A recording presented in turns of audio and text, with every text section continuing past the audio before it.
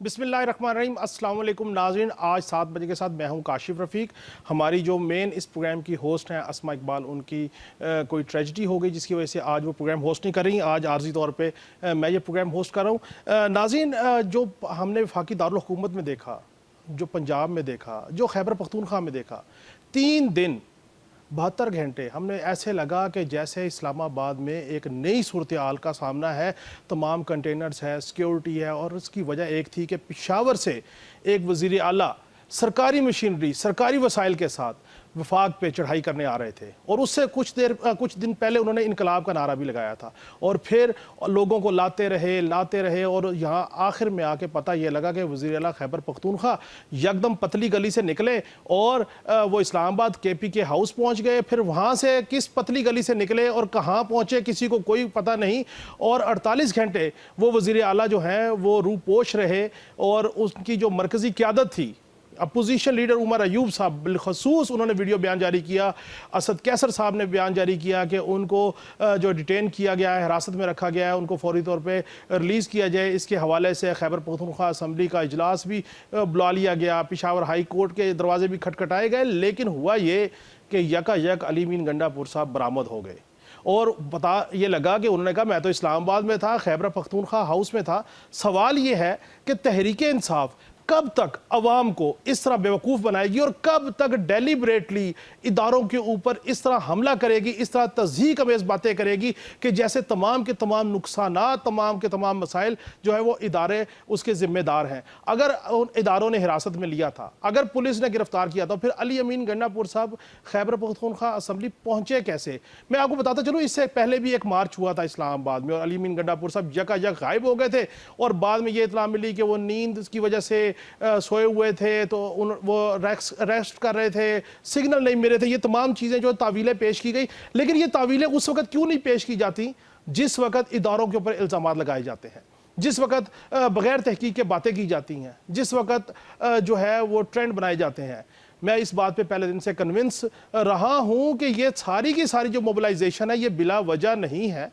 हजूर 15 से 17 अक्टूबर को एक इंटरनेशनल इवेंट होने जा रहा है यहाँ पे, और उस शंघाई कॉन्फ्रेंस का मामला हो, और फिर ये कहा गया कि आप आईनी तरमीम का मामला जो है उसको पोस्टपोन कर दीजिए, इजलास बुलाना पोस्टपोन कर दीजिए, तो हम सारे का सारा जो ये मेस है इसको कंट्रोल, और इस जलसे को, इस एहतजाज को हम कॉल ऑफ कर देंगे। क्या ये रवैये सियासतदानों के हुआ करते हैं? क्या एक सूबा विफाक के ऊपर इस तरह हमला आवर होता है? ये तो विफाक अगर अपनी स्ट्रेटजी गाहे बगाहे चेंज ना करता तो शायद ये तसादुम बढ़ता, कोई लाशें मिलती, और फिर एक नया वावेला होता, और फिर एक नई कहानी शुरू होती। क्या अली अमीन गंडापुर साहब का जो ये रवैया है ये जमहूरी है? क्या अली अमीन गंडापुर साहब ने अपने कारकुनान को बिल्कुल छोड़े के और ख़ुद गायब हो गए, फिर वो 12 ज़िलों से फिरते हुए पेशावर कैसे पहुँचे? ये कोई मंतक समझ नहीं आई। इसके ऊपर अपने पैनलिस्ट से गुफ्तगू करेंगे, उनकी राय लेंगे। मेरे साथ प्रोग्राम में आज शरीक गुफ्तगू हैं PJ मीर साहब, सीनियर तजियाकार हैं, नौशाद साहब हैं, सीनियर तजियाकार हैं, इफ्तिखार शाही साहब हैं, सीनियर तजियाकार हैं। इनके सामने ये सवाल रखूँगा कि अली मीन गंडापुर साहब जो हैं आखिर वो चाहते क्या हैं, और ये जो कारकुनान है इन बेचारों का कोई पुरसाने हाल है, और ये जो मरकज़ी क़यादत है जो इमरान खान साहब के नाम पर वोट लेके आई, कोई अपोजिशन लीडर है, कोई MNA है, कोई सेनेटर है, कोई कायदे ऐवान है, क्या कोई नज़र नहीं आया? या इस्लामाबाद में आमिर मुगल साहब थे, या पेशावर से चढ़ाई करने वाले अली अमीन गंडापुर साहब थे? क्यों, कहाँ गायब हुए, क्या कहानी है? मैं सबसे पहले PJ मीर साहब आपकी तरफ आऊँगा। सर, आपने भी तमाम सूरत हाल देखी होगी, तमाम सिचुएशन देखी होगी, क्या कहिएगा सर इस सूरत हाल पे? देखिए, यहाँ एक परसेप्शन बन गया है कि या तो गंडापुर साहब को लॉन्च किया किसी ने, एक, और दूसरा परसेप्शन है कि इनको बुलाया है कि भाई इंसान के बच्चे बनो। ये 2 परसेप्शंस हैं। लेकिन जब आप गायब हो जाते हैं तो इमीडिएटली, जिस तरह आपने उमर का कहा और दूसरों का कहा कि भाई उन्होंने स्टेटमेंट दी कि इनको उठा के ले गया, अगर तो वो एक ऐसा पीरियड था, एक विंडो थी कि जिसके अंदर इनको कहा जाए कि भाई खुदा के लिए, जिस तरह अभी आपने मेंशन भी किया है, SCO हो रही है, और पहले भी जब PMLN गवर्नमेंट में थी तो आपने देखा कि जिन शिपिंग की विजिट कैंसिल हो गई। तो जब ये इस तरह की अगर चीज़ होगी तो आई थिंक या तो उनको एक, आप कह लो कि एक प्यार से समझाया होगा, या और दूसरा ये है कि वो खुद छुप गए होंगे, ताकि जिस तरह अभी आपने भी कहा कि एक एक ऐसा एक इंडिकेटर दिया जाए कि इनको किसी एजेंसीज ने उठा लिया है, या इन पे कोई प्रेशर किसी ने डाल दिया है। सो ये चीज़ है, ये बड़ी एम्बिग्विटी है। लेकिन ऐसे मौके के ऊपर कभी भी आप अपने लोगों को छोड़ते नहीं हैं, कोई भी हो। आपने साथ खड़े रहना है और साथ खड़े रहो। क्योंकि जब लोग देखते हैं कि उनका नंबर 1 लीडर गायब हो जाता है, तो उसके अंदर हमेशा एस्टैब्लिशमेंट पे एक उँगली उठनी शुरू हो जाती है। और क्या ये डिलिबरेट था? क्या ये ऑर्केस्ट्रेटेड था? ये तो चीज़ अब आपको वक़्त वक़्त बताएगी। लेकिन इसमें हमारी एजेंसीज़ पे एक नेगेटिव एक इफ़ेक्ट आता है, जो कि मैं समझता हूँ कि नहीं आना चाहिए। बिकॉज़ जहाँ भी देखो कुछ भी नेगेटिव करो पॉलिटिकल डायस्पोरा में, तो हमने एजेंसी का ऐसी-तैसी हम कर देते हैं। बाकी के मुल्क में तो नहीं होता। ये एफबीआई क्या करती है, सीआईए क्या करती है, मोसाद क्या है, केजीबी क्या है, रॉ क्या है, सारे। तो द क्वेश्चन इज, आप अपनी एजेंसीज को साइड पे रखो, आप अपने पॉलिटिकल गेमशिप जो है वो अब करो। तो ये इसके अंदर मैं समझता हूँ कि मिसअंडरस्टैंडिंग्स भी होती हैं और फ्रैक्चर्स जो होते हैं ये बहुत ज्यादा बढ़ जाते हैं, और इन फ्रैक्चर्स को हमने जोड़ना है। और अगर अभी देखो ना, अभी आपने कहा ये सारा इस्लामाबाद भर गया कंटेनर के साथ, अभी आपकी एससीओ आ रही है, ये तो अभी उनके जो मीडिया के लोग हैं आना शुरू हो जाएंगे। तो मुझे बताओ कि आप कंटेनर हटाओगे, लोगों को क्या इंप्रेशन दोगे यार? क्या इंप्रेशन दोगे कि हम अंडर दीज सर्कमस्टांसेस हम एससीओ कर रहे हैं? हमें ट्रस्ट कौन करेगा? तो ये दोनों तरफ से हमें संजीदगी दिखानी है, गवर्नमेंट की तरफ से भी और ऑपोजिशन की तरफ से भी। हमें नेशनल इंटरेस्ट को देखना है। अपने अपने जो छोटे मायोपिक ये जो इंटरेस्ट है इनको साइड पे करो। ये अगर नहीं करोगे, नुकसान पाकिस्तान का है और किसी और का नहीं है। ये पॉलिटिकल पार्टीज आएंगी, कोई तोता इधर से उधर भाग जाएगा, कोई तोता इधर से इधर आ जाएगा, और ये गेम्स चलती रहेंगी।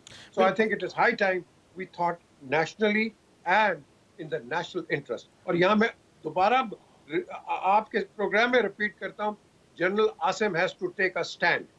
Either he wants this country to go ahead or let it go down, जिस जनरल ज़िया ने एक स्टेटमेंट दी थी। तो बिकॉज कंट्रोल करने वाला है कोई नहीं है यहाँ। बिल्कुल ठीक। हर एक की अपनी मर्जी है। कभी कोई चीफ जस्टिस के पीछे पड़ जाता है, कभी को फौज के, कभी अब देखो वो चीफ मिनिस्टर। यार क्या रिप्यूट होगी चीफ मिनिस्टर की, मुझे बता दो।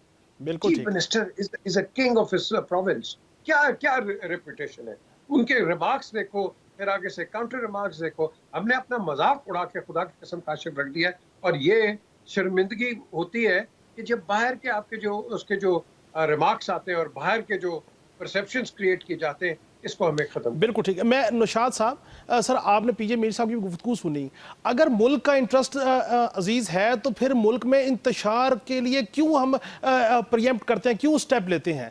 ये सबको पता था एससीओज़ हो रही है, सबको पता था क्या चीज़ें हो रही हैं, क्यों तहरीक इंसाफ ने कॉल दी और ये कहा कि जी चौक पे हम एहतजाज जारी रखेंगे, एक ही शर्त है कि आप आइनी तरमीम पोस्टपोन कर दें? क्या रियासत को ब्लैकमेल और हुकूमत को ब्लैकमेल करने का टूल समझा जाए इसको? देखिए, उनके पास ये जो विंडो थी वो उन्होंने उसको इस्तेमाल करने की कोशिश की है। इसको आप यूं समझिए, इसको कहते हैं कि आप नेशनल इंटरेस्ट पे वेस्टेड इंटरेस्ट को या पॉलिटिकल इंटरेस्ट को तरजीह देते हैं।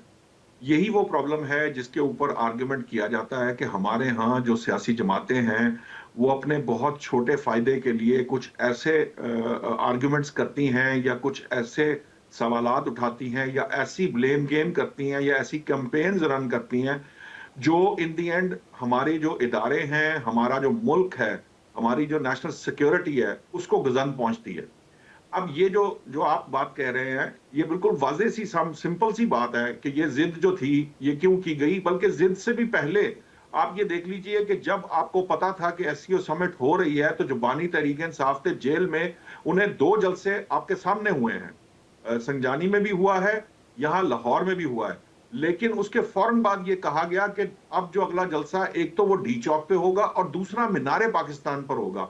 उसकी बहुत सी वजूहात है। ये कहा इसलिए गया कि आप ब्लैकमेल करें एस्टैब्लिशमेंट को, रियासत को, और जो इस वक्त हुकूमत है उसको ब्लैकमेल करें कि हम एक ऐसे मौके पर एक ऐसा काम करेंगे कि आप अपने घुटनों के बल आने पे मजबूर हो जाएंगे, और अगर हम इसको जो है ना मुअख्खर करेंगे तो उसकी शर्त उन्होंने सबके सामने रख दी कि आईनी तरमीम जो हो रही है वो जो है उसको मुअख्खर किया जाए।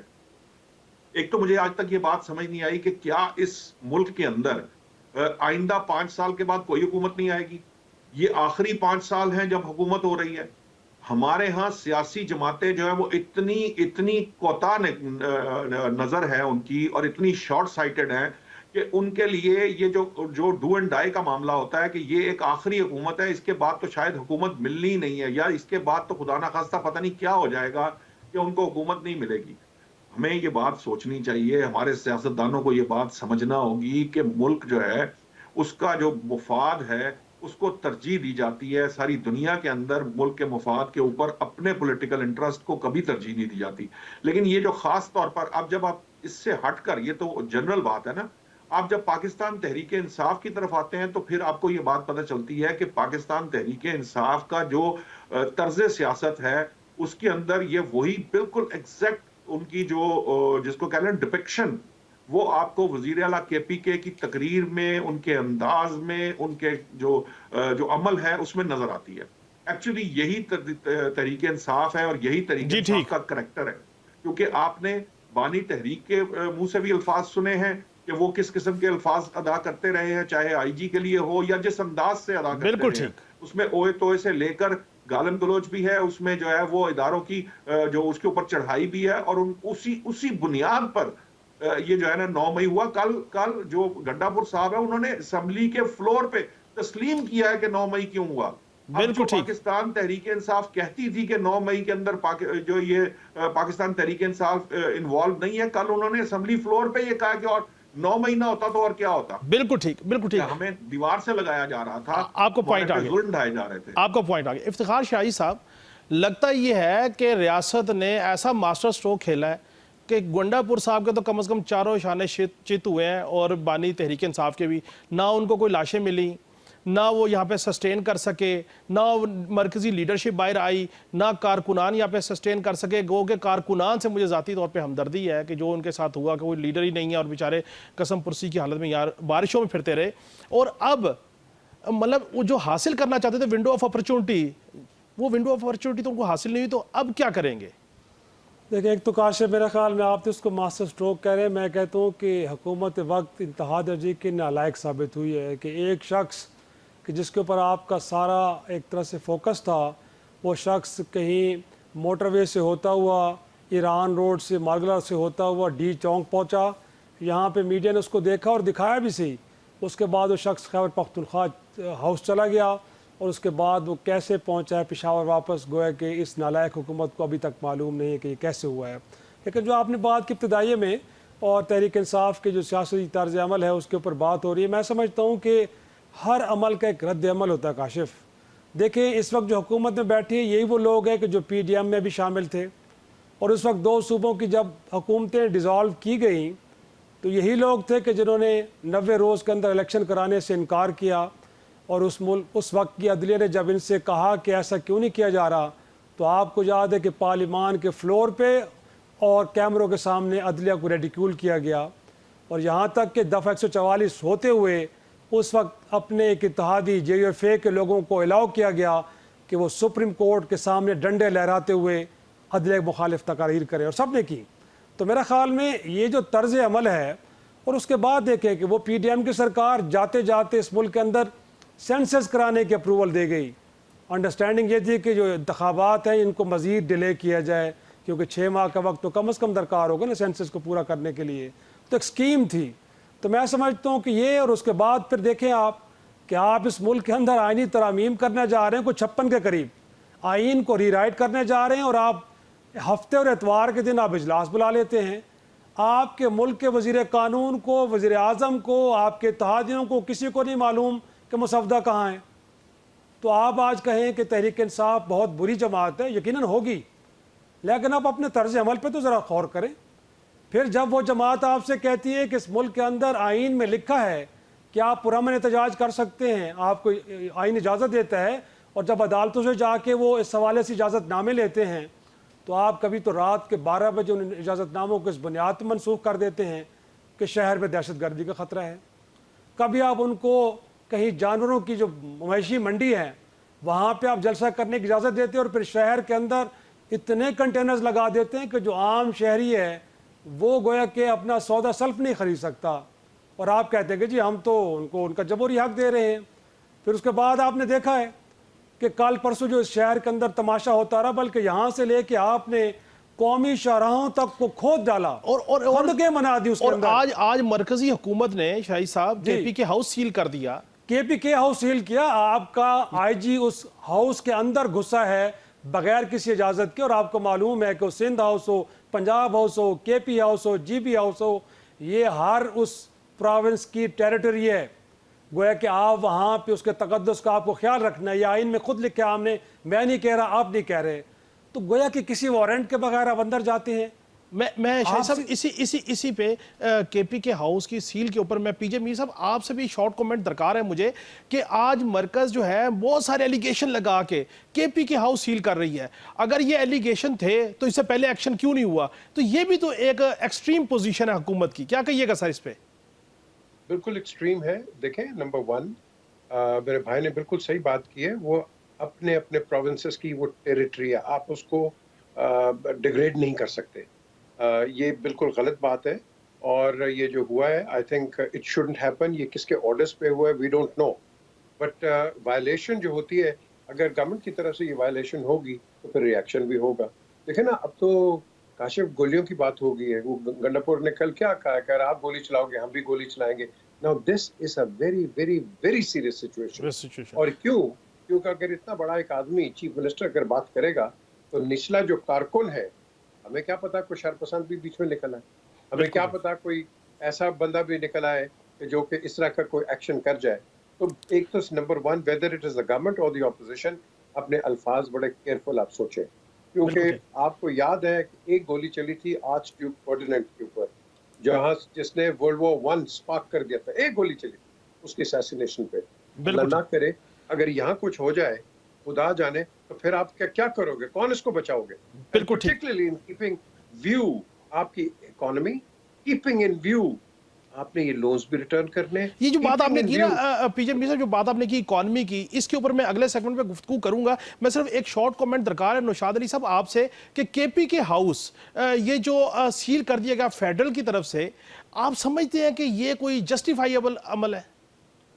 नहीं, मैं नहीं समझता कि कोई जस्टिफाइबल अमल है, लेकिन एक बात याद रखिए कि आपने जब ये अभी नया जो थीसिस क्रिएट हुआ है, इसके अंदर बहुत सी चीजें जो है उनको इग्नोर कर दिया है। शिरादी साहब से मैं माजरत के साथ, पीडीएम की गवर्नमेंट जो है वो डिजिटल सेंसस की मंजूरी नहीं देके गई थी, ये पाकिस्तान तहरीक इंसाफ की हुकूमत ने दिया था, एक बात। दूसरी बात ये है कि ये दुरुस्त है कि जो गवर्नमेंट की तरफ से बहुत रिजिड, सख्त और जिसे कहते हैं ना कि बहुत जिसे कहते हैं प्रेसिडेंटेड किस्म के इकदाम जरूर किए गए थे, लेकिन ये याद रखिए कि इससे पहले जिस तरह के स्टेटमेंट्स आते रहे हैं, जिस तरह की चीजें उन्हें वहां से मिल रही थी, उस मार्च के अंदर से 120 अफगानी वहां से पकड़े गए हैं, फिर उसके अलावा भी असलहा भी मौजूद है। लेकिन नौशाद साहब माजरत के साथ, और वहां पे लोग ये कह रहे हैं कि लोग अपने साथ वो वहां धरने का सामान लेकर मौजूद थे। तो जो ये एक प्रॉब्लम थी कि वहां पर अगर कोई पहुंच जाए और धरना दे दे जिससे आपकी अभी अपकमिंग एससीओ समिट मुतासिर हो, ये एक प्रॉब्लम थी जो ये नौशाद साहब बिल्कुल आपका पॉइंट ठीक है। ये कोई करेक्शन करना चाह रहे हैं शराई साहब प्लीज? नौशाद साहब, आपको याद होगा कि दो केयर टेकर चीफ मिनिस्टर्स थे, कदूस बजंजो साहब नहीं आ रहे थे, उनको खसूसी त्यारे पे लाया गया था, और मुराद अली शाह साहब। गोया कि ये शहबाज शरीफ साहब की सदारत में आखिरी दिनों में इस सेंसस की अप्रूवल दी गई थी, तो आप करेक्शन अपनी कर लीजिएगा। और मेरा ख्याल में बाद में आप गूगल भी कर सकते हैं कि ये तहरीक इंसाफ की हुकूमत नहीं बल्कि पीडीएम की सरकार में हुआ था। बिल्कुल ठीक है, बिल्कुल ठीक। मैं इसी के ऊपर गुफ्तगू का सिलसिला जारी रखेगा। जो बात पीजे मीर साहब ने की, पाकिस्तान की इकॉनमी, सबसे बड़ी चीज़ पाकिस्तान की इकॉनमी है, पाकिस्तान का अमन है, पाकिस्तान का कारोबार है, पाकिस्तान की आवाम है। इनके लिए कैसे बेहतरी आएगी, कैसे आगे सोचेंगे? और अभी जो एससीओ कॉन्फ्रेंस होने जा रही है पाकिस्तान में, कहीं पॉलिटिकल डिस्टेबलाइजेशन हम रिपोर्ट कर रहे हैं, देख रहे हैं। और जो कराची में एक सानिया हुआ, चाइनीज़ के ऊपर एक अटैक हुआ, उसमें जो सूरत हाल बनी, क्या ये एक डेलिब्रेटेड मूव है कि पाकिस्तान को के जो इन्वेस्टर्स हैं उनको जो है वो उनकी होप कम की जाए, या जब चाइनीज़ हमारे करीब आने लगते हैं, जब वो बेहतर इन्वेस्टमेंट करने लगते हैं, उस वक्त ये सारी चीज़ें होती हैं? नाज़रीन, इस पर गुफ्तगू करेंगे। नाज़रीन, ब्रेक पे जाने से पहले मैं अपने जो तजियाकार हैं, जो मेरे मेहमान हैं, उनसे भी गुफ्तगू कर रहा था। मसला ये है कि हर किसी को अपनी सियासत की फ़िक्र है, और रियासत की किसी को फ़िक्र क्यों नहीं, अवाम की फ़िक्र किसी को क्यों नहीं?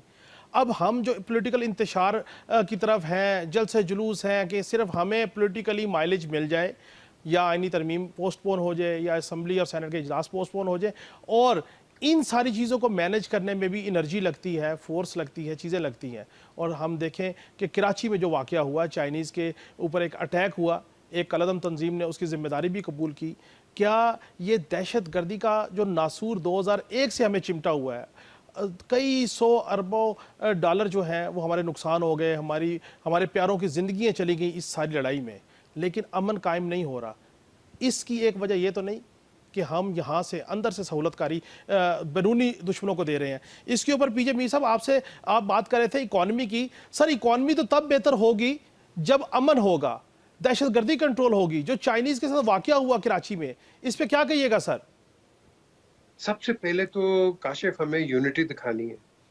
ये जो वो इमरान बड़ी बातें करता है, वो मीर जाफर, मीर सादिक, पूर्निया, ये लोग वो थे जिन्होंने इंटरनली आपस में नहीं थे, और इन्होंने क्लाइव ऑफ इंडिया को, जो कि क्लार्क था, उसको पैसे दे के, और उसके बाद उसकी इंक्वायरी भी हुई थी बार्कले स्क्वायर में, इसका अभी भी घर है वहाँ।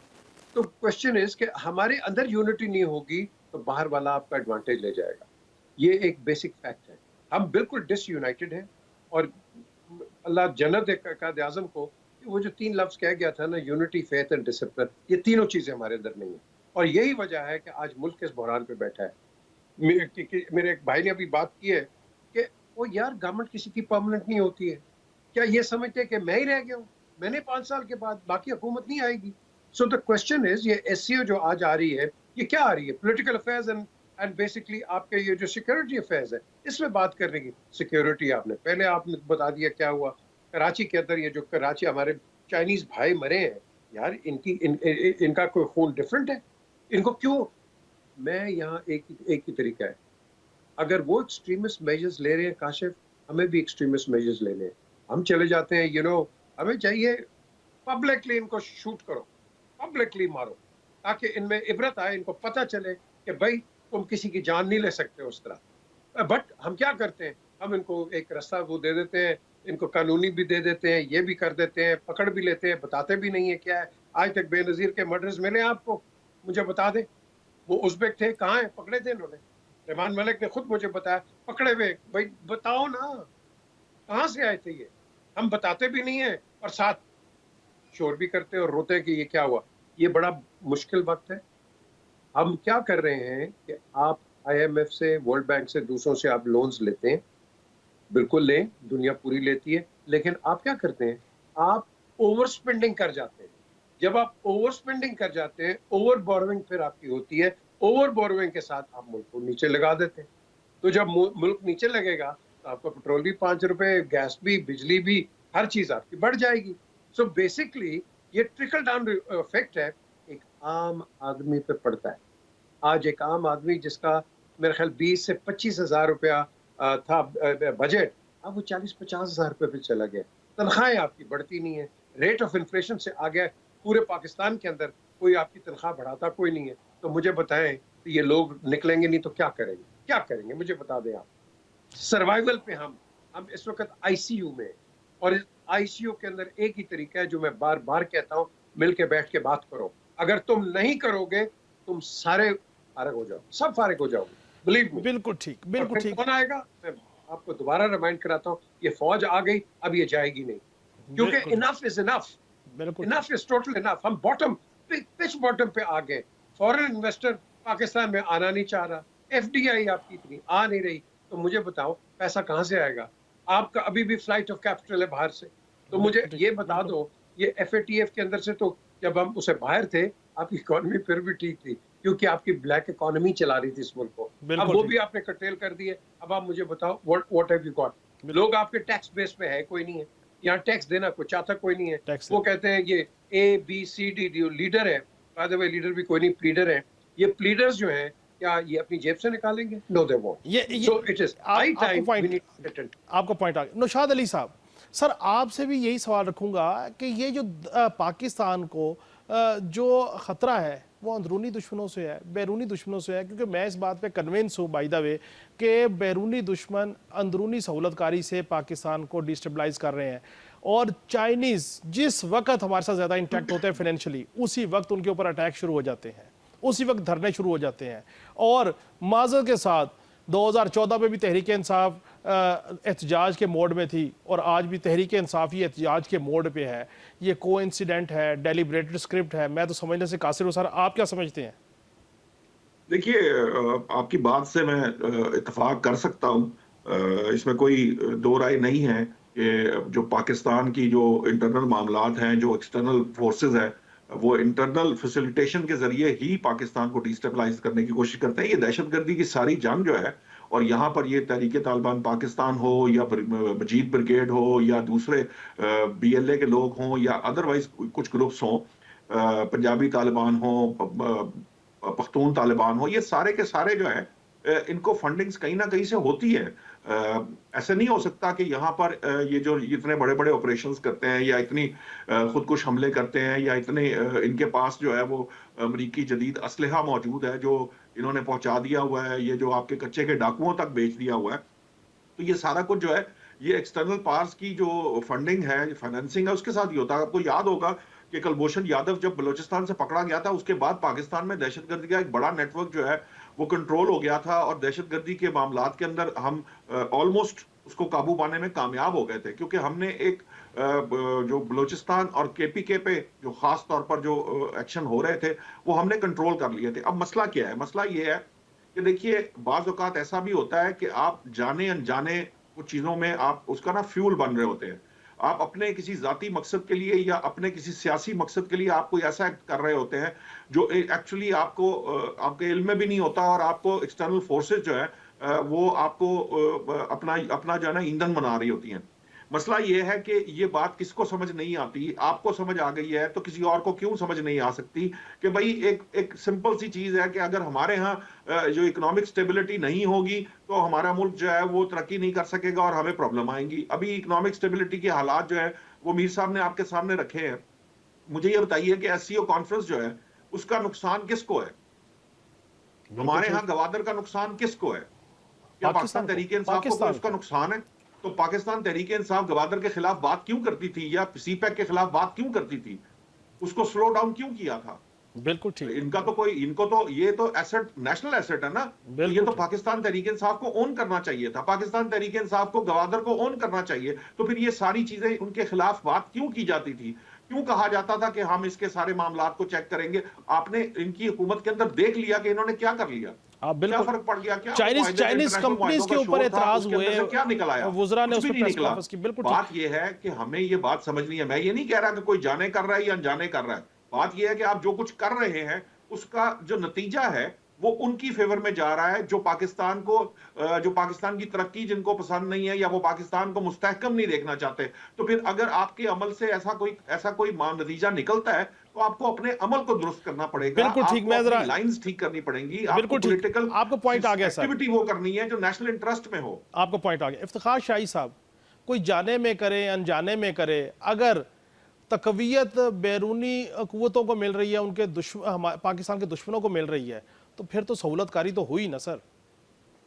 यार मैं तो इस बात को लेके हैरान हूँ कि हम 75 बरस की तारीख को डिस्कस करते हैं और तहरीक इंसाफ का फिनोमेना अगर है भी सही तो वो 2018 तक से शुरू होता है और 2000 जाके 22 में मई में जाके ख़त्म हो जाता है। इक़्तिदार में तो इतने अरसा रहे हैं ना वो, तो हम अगर उसको लेके बैठे रहे कि इस वक्त जो इंतजार में कितना अरसा रहे सर, ये भी तो देखे ना। चलो हम कह लें 3.5 बरस चलो रहे हैं, हम कहेंगे 3.5 बरस बकौल नहीं सर, 2014 के धरने से हम हुकूमती ज़बान में गुफ्तगू करें तो हम कहें कि जी वो कंटेनर पे थे और जब वो वज़ीर-ए-आज़म हाउस भी गए तो कंटेनर पे सवार रहे, चलो कह लेते हैं।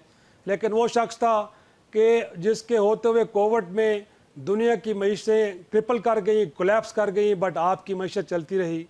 उन्होंने लॉकडाउन नहीं किया और बाद में दुनिया ने साबित किया कि कंप्लीट लॉकडाउन ऑप्शन नहीं था, क्योंकि उसने कहा था इस मुल्क के अंदर तो ज़्यादातर गरीब लोग रहते हैं, वो तो वैसे मर जाएंगे अगर आपने उनको घरों में बंद कर दिया। उसके बाद हेल्थ कार्ड है, बाकी चीज़ें बहरहाल एक अलग बात है। लेकिन मैं ये कहता हूँ कि इस वक्त हम जो एक इम्प्रेशन दे रहे हैं कि चीन के साथ हमारे ताल्लुकात समंदरों से गहरे, हिमालय से बुलंद हैं, बट अमलन क्या कर रहे हैं हम? इससे पहले देखे दासू डैम के अंदर उनके इंजीनियर्स को मारा जाता है, एक बार नहीं 2 बार मारा जाता है, बिल्कुल आइसोलेशन में। वो ऐसा नहीं है कि कोई डैम एक जीटी रोड पे बन रहा है, मोटरवे पे बन रहा है कि जहाँ से हर लोग लाखों लोग गुजरते हैं। आइसोलेशन में लोग काम कर रहे हैं वहाँ पे।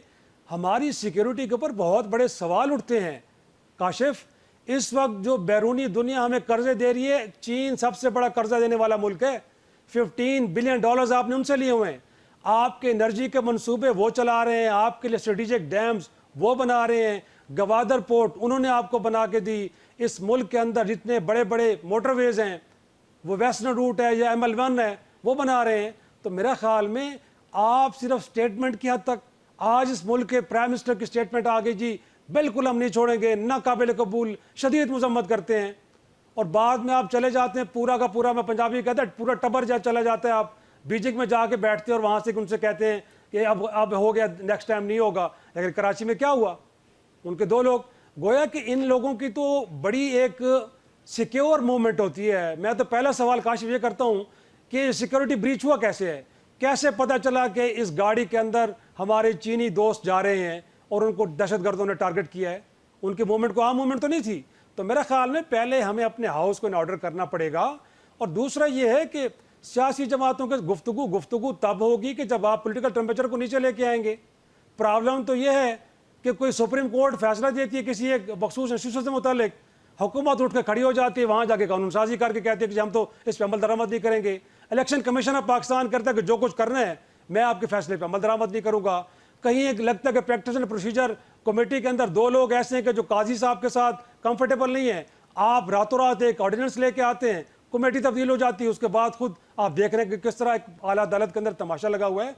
तो मैं समझता हूँ कि पहले हमें अपने आप को ठीक करना पड़ेगा, फिर उसके बाद जो सहूलतकार हैं या जो बाहर की एजेंसियों का हम नाम लेते हैं कि जी कभी रॉ का लिया, कभी किसी और का लिया, भाई दुश्मन तो हमने बहुत पैदा कर लिए हैं, लेकिन घर के अंदर अगर हम हाउस को इन ऑर्डर नहीं करेंगे तो फिर तो उसी तरह सूरत हाल आगे बढ़ती रहेगी जिस तरह हो रहा है। कि आप देखें कि इस वक्त मैं आपको कहूं कि UNJ के इजलास के अंदर कुछ फैक्ट्स की बात करनी चाहिए काशिफ। जी पहली बार है कि तुर्की जैसे दोस्त मुल्क ने भी, हमारे उर्दवान साहब ने अपनी स्पीच में कश्मीर का जिक्र नहीं किया। आखिरी मुल्क था तुर्की कि जो इंटरनेशनल फोरम के ऊपर कश्मीर के काज के ऊपर पाकिस्तान की सपोर्ट कर रहा था, उन्होंने भी विथड्रॉ कर लिया है। तो ये हार्ड फैक्ट्स। तो मेरा ख्याल में पड़ोस के अंदर सब हम के ऊपर उंगलियां उठाते हैं। तो प्रॉब्लम यह है कि जो आपने चीज़ें तय की हैं, किसी ज़माने में नेक्स्ट नेशन प्लान आया था ना, आपने कहा था कि हम दीनी मदारस को रिफॉर्म करेंगे, हम इस मुल्क के अंदर जो टेरर फाइनेंसिंग है वो जमातें को जो कलदम करार दी गए, नाम बदल के यहाँ पे काम करती हैं, आज भी कर रही हैं, वो लोग काम कर रहे हैं। क्या किया उनके खिलाफ आपने? तो मैं समझता हूँ कि ये चीज़ें, और फिर आखिर पे जी ये जो हम बात करते हैं ना, भाई गवादर पोर्ट मुशर्रफ के दौर की मुकम्मल होकर पड़ी है, उसके बाद पीपल्स पार्टी की हुकूमत है, नून लीग की, क्यों ऑपरेशन नहीं किया आपने? और फिर उस वक्त कहा जाता था कि ML1 बनाए, वेस्टर्न रूट बनाए, आपने लाहौर के अंदर ऑरेंज लाइन बना दी। अब जरा करें उसके साथ जो आपने ट्रेड करनी, जरा करके दिखाएं। तो मैं समझता हूँ कि जो फैसले आपने गलत किए यार, उनको तो माने ना पहले आप। बिल्कुल। पीजे मीर साहब, आप कुछ कहना चाह रहे हैं? देखिए, अभी मेरे भाई ने बिल्कुल सही हर चीज को सही तरह पिन पॉइंट किया है। अब ये जो इंसिडेंट कराची में हुआ है, आपके हमारे यहाँ इंग्लैंड की टीम इधर आई हुई है क्रिकेट खेलने के लिए, इसको मुझे नहीं पता कि कितनी सिक्योरिटी कर रहे हैं, क्या कर रहे हैं मुल्तान के अंदर। द क्वेश्चन इज, आप जो हमारी सिक्योरिटी है ना, ये वाहिद मुल्क है, मैंने देखा है कि जो सिक्योरिटी वाला आपका गार्ड भी होता है ना, वो क्या कहता है, अस्सलाम वालेकुम, और तेरा तो काम ही नहीं है अस्सलाम वालेकुम, तुम्हारा तो काम है चैलेंज करना, कौन है आप, कहाँ से आए? ये तो है ही नहीं है ये सिक्योरिटी वाले, ये तो फ्रेंडली सिक्योरिटी है। हर जगह जाओ सिक्योरिटी इस तरह आपको मिलती है जिस तरह पता नहीं क्या आपके पुराने दोस्त है। और यार तुम सिक्योरिटी का काम करो, चैलेंज करो, किसी को मत छोड़ो। यहाँ एटीट्यूड है और तुम्हें पता है मैं कौन हूँ। हमारे अपने ईगोस काशिफ इतने हैं कि आप सिक्योरिटी को भी बदनाम नीचे गिरा देते हैं। एक पुलिस का कांस्टेबल पाकिस्तान के अंदर और एक पुलिस का कांस्टेबल कहीं भी चले जाओ, आप बाहर बदतमीजी तो करो इसके साथ, खुदा की कसम आपको बंद करके रख देंगे। लेकिन यहाँ क्या है, वो पुलिस वाला भी आपको कुटता है, वो भी आपको कुटता है, and this is what national character is. लेकिन इसको हमने we need to change in order to go forward. China ने किया कि नहीं? माओ ज़ेडुंग का 1 लाख मार्च था, कितने लोग मर गए, लेकिन look at where China is, look at where we are. देख हम रोते रहते ओ न्यूक्लियर पावर, बिल्कुल ठीक। What is that nuclear power जब लोग मर रहे हैं, जब सिक्योरिटी आपकी कोई नहीं है। ये तो आपका एक पॉइंट आ डेटरेंट गया। है। वो we got tech at a micro level. Kashif, micro level पे कोई नहीं सोच रहा, याद रखो, कोई नहीं सोच रहा। बिल्कुल ठीक है, लेकिन माइक्रो लेवल पे सोचने के लिए और जो हमारे मुल्क का एक रवैया है, एक लोगों की थॉट है कि वो अपनी लीडरशिप को आइडलाइज करते हैं। अनफॉर्चुनेटली लीडरशिप ने भी तो तहम्मुल को फ़रोग नहीं दिया, एग्रेशन को फ़रोग दिया। नौशाद साहब, अगर पॉलिटिकल मोटिवेटेड सोसाइटी है और जैसे पीजे मीर साहब ने कहा कि सिक्योरिटी वाले से ऐसे मिलते जैसे ताल्लुकात हैं, तो इन ताल्लुकात की बुनियाद के ऊपर ही तो फिर बड़े बड़े ओहदे और वजारतें मिला करती हैं, तो कैसे ठीक होगा निज़ाम सर? आपने पॉलिटिकली मोटिवेटेड कहा, मुझे तो पॉलिटिक्स की विक्टिम लगती है ये कौम। ये अभी शिराजी साहब ने जो बात कही, नवाज शरीफ ने भी यही कहा था। आपको याद होगा डॉन लीग्स की जब बात आई थी तो यही जो अपने हाउस को ऑर्डर करने की बात आई थी। एक्चुअली जो बात मीर साहब कह रहे हैं, वो कहने को बज़ाहिर शायद आपको लगे कि ये बात बहुत कोई आम सी बात है या बहुत कोई छोटी बात है, लेकिन उन्होंने बहुत बड़ी बात की है। उन्होंने ये बात समझाया है जो एक्चुअली मुझे जो समझ में आई, ये सिर्फ एक मामला सिक्योरिटी का नहीं है, ये हमारा ओवरऑल एटीट्यूड इस तरह का है कि हम हर चीज को बहुत कैजुअल लेते हैं। हमारे यहाँ हर चीज जो है ना वो मेरे हिसाब से चलनी चाहिए और आपके ऊपर कानून लागू होना चाहिए। मैं जो चाहता हूं मेरे ऊपर ना किसी किस्म का कानून होना चाहिए, ना मैं किसी कानून को मानता हूं। कानून और सारी चीजें आपके लिए होने चाहिए। प्रॉब्लम क्या है? प्रॉब्लम ये है कि हमारे यहाँ जो जिस जिस पॉलिटिकली मोटिवेटेड सोसाइटी की आप बात कर रहे हैं, वहां पे बहुत सारे प्रॉब्लम्स इस तरह के भी हैं जिनको कभी एड्रेस किया ही नहीं गया। आप कह रही हैं, जो बात कर रहे हैं कि लीडर्स जो होते हैं वो देते हैं, आप मुझे कोई एक लीडर बता दीजिए जिसने कौम की तरबियत करने की कोशिश की हो। हमारे यहाँ तो बदतमीजी और बदतहजीबी का तूफान बर्पा करने की जो है वो तरबियत की जा रही है। आप देख लीजिए, आपका अंदाजे गुफ्तगू जो है वो 90s में क्या था, फिर 20 ये जो 2000 की सदी में क्या हुआ, 2000 में आके क्या हुआ, और अब जो है वो 2024 में आप किन किन हदों को छू रहे हैं कि आपके जो हुकाम बाला हैं या जो आपके इलेक्टेड मेंबर्स हैं, उनका जो अंदाजे गुफ्तगू है वो किसी थड़े पर बैठने वाले किसी शख्स से भी शायद मायूस हो, उसको बेहतर ना समझा जा रहा हो। बात यह है कि कौमें जो होती हैं वो एवोल्यूशनरी प्रोसेस के अंदर सीखती हैं और फिर जो गलतियां करती हैं उन्हें उन्हें उनसे सबक हासिल करती हैं। हमारे यहाँ गलतियों से सबक नहीं सीखा जा रहा, हम गलतियों के ऊपर पहरा दे रहे हैं। मैंने अगर कोई गलती कर ली है तो मैं उसके ऊपर पहरा दे रहा हूं और गलती दर गलती किए चला जा रहा हूं। जितनी बातें ये जो सिक्योरिटी के पर्सपेक्टिव से, जो चीन के पर्सपेक्टिव से सिक्योरिटी लैब्स की बात की गई है, मुझे जरा थोड़ा सा इससे इख्तलाफ भी है।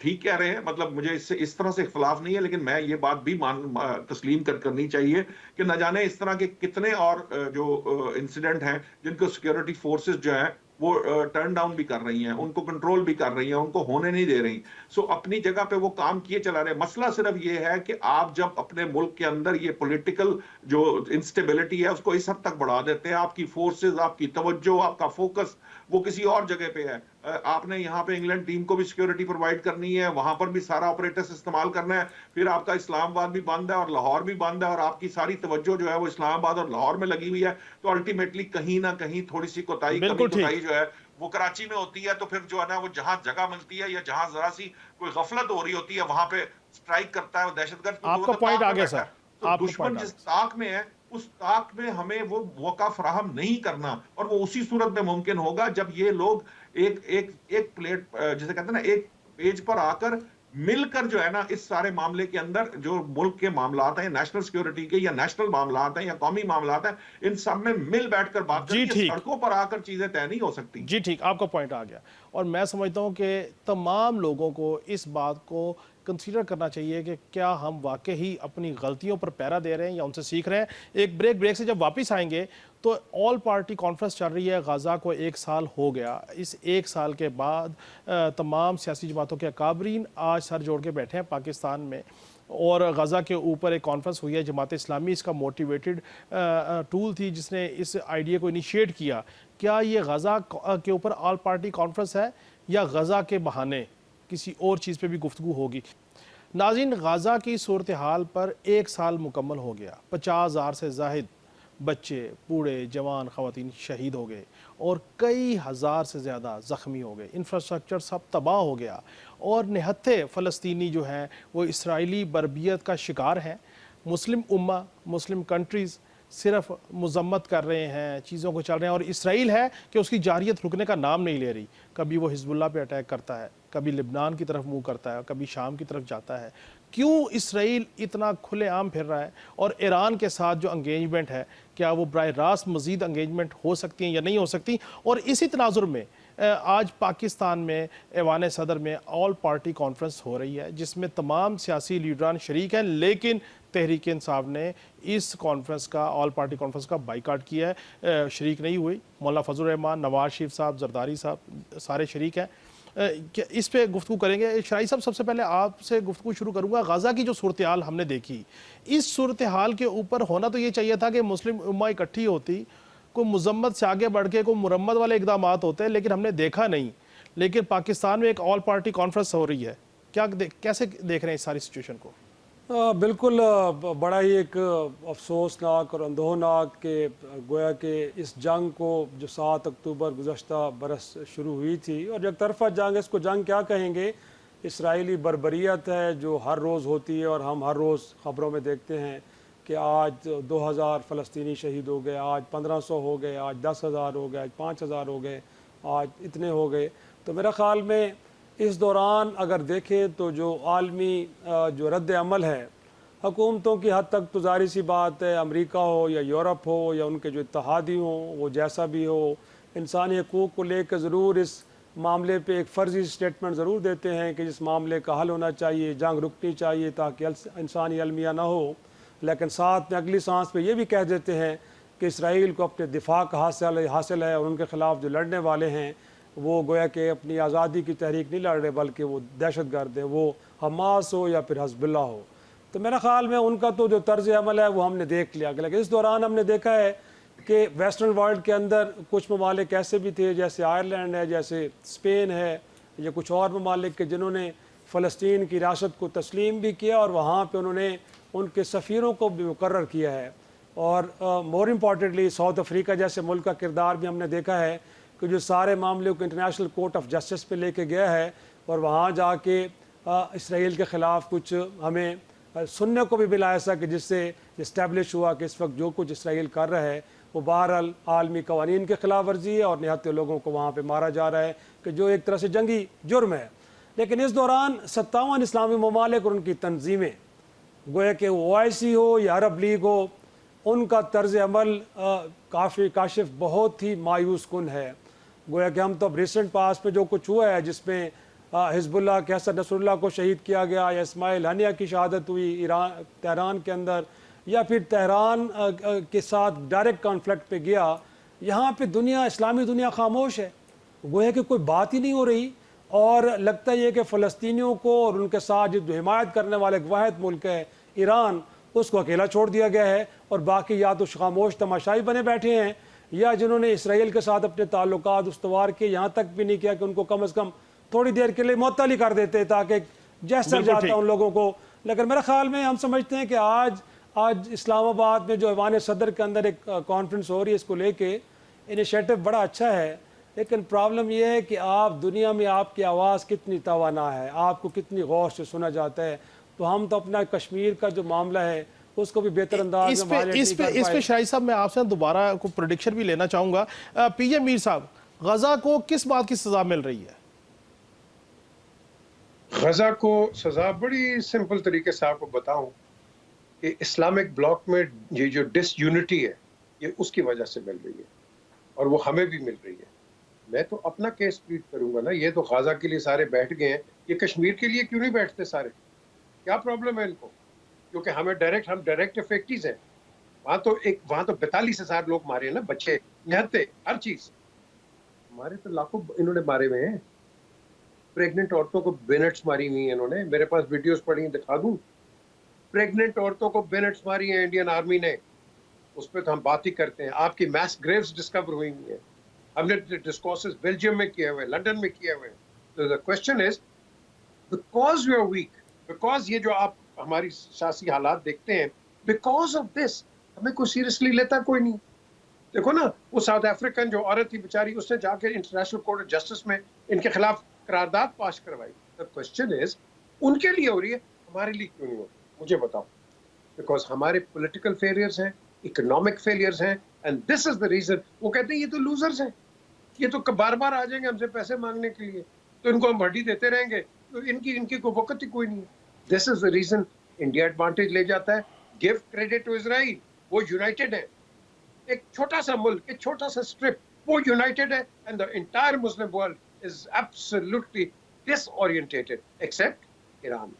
ईरान खड़ा हुआ, अब ईरान खड़ा हुआ है, बाकी आप देखेंगे कि इस्लामिक ब्लॉक जो है ना, ये भी थोड़ा सा बैकफुट हो जाएगा, क्योंकि इशारा वहां से आएगा, बेटा तुम उधर करोगे, आर यू विद अस और not with us. So the question is, basic answer एक ही है कि आप अपने मुल्क के अंदर करप्शन खत्म करें, ताकि जो आपका जो काउंटर पार्ट है, वो जब आपको आंख में आंख मिला के देखेगा, वो कहेगा ये एक ईमानदार मुल्क से आए, ये बिल्कुल क्रेडिबल ठीक। मुल्क से लोग आए हुए हैं। सर आपको पॉइंट आ जिस गया। मुल्क करप्शन ही है, तो मुझे बताओ उसकी इज्जत क्या होगी, बता दो। बिल्कुल। अगलों को पता नहीं है कि क्या हो रहा है पाकिस्तान में, वो पागल है। बिल्कुल So the ठीक। question is, इंटीग्रिटी को तकड़ा करना है, हमने बिल्कुल अपनी ठीक। मोरालिटी को तकड़ा करना है, हमने अपने स्टेट को तकड़ा करना है, हम नहीं कर। बिल्कुल कश्मीर ठीक। पे रोते रहेंगे, वो 35A और 370 को लगाते रहेंगे, हम यहाँ रोते रहेंगे, that's it। बिल्कुल And this is what will happen in Gaza, nothing will happen there, let me tell you now, nothing will happen। बिल्कुल ठीक। नौशाद अली साहब, गजा को किस बात की सजा मिल रही है? गजा को मुसलमान होने की सजा मिल रही है और मुस्लिम उम्मा का हिस्सा होने की सजा मिल रही है, और मुसलमान ममालिक के अंदर ये निफाक की बात पीजे मीर साहब ने कह दी है। और जब ये इजराइल वहां पर बसाया गया था, तो बेसिकली अब ये जरा थोड़ा सा अगर सख्त अल्फाज ना हो, तो बेसिकली इसको मजहब से ना जोड़ा जाए। मेरा कहने का मकसद ये है कि वो ताकतें जो आज सुपर पावर हैं और जो उनके एलाइज हैं, उन्होंने बेसिकली एक बदमाश खड़ा किया था मुस्लिम ममालिक को कंट्रोल करने के लिए, अरब ममालिक को कंट्रोल करने के लिए, क्योंकि उस वक्त अरब ममालिक के अंदर जब ऑयल का पैसा आना शुरू हुआ था, तो उनको मालूम था कि अगर पैसा होगा तो ये कल को ये भी बड़ी ताकतें बन सकते हैं। तो उस वक्त से लेकर आपको आज तक उन्होंने अरब ममालिक को कंट्रोल किया हुआ है थ्रू इसराइल। अच्छा और जहां तक बात कश्मीर की है, वहां पर भी इंडिया को जो सपोर्ट यूएस दे रहा है या उससे पहले यूएसएसआर देता रहा है, उसका मकसद यही था कि पाकिस्तान जो है उसके सर पे मुसल्लत करके रखा जाए और इनको एंगेज करके रखा जाए। नौशाद सारे साहब, का सारा मामला नौशाद साहब नफात से है। नौशाद साहब, सिर्फ इसमें शॉर्टली जो आज ऑल पार्टी कॉन्फ्रेंस प्रेसिडेंसी में हो रही है, फजल रहमान साहब, नवाज शरीफ साहब, जरदारी साहब वहाँ पर मौजूद हैं, बिलावल साहब, शहबाज शरीफ साहब भी, पांचों बड़े मौजूद हैं। इस ऑल पार्टी कॉन्फ्रेंस के बाद कहीं मौलाना फजल रहमान साहब आईनी तरमीम के लिए मान तो नहीं जाएंगे या मना तो नहीं लिए जाएंगे? क्या प्रेडिक्शन है सर, शॉर्टली?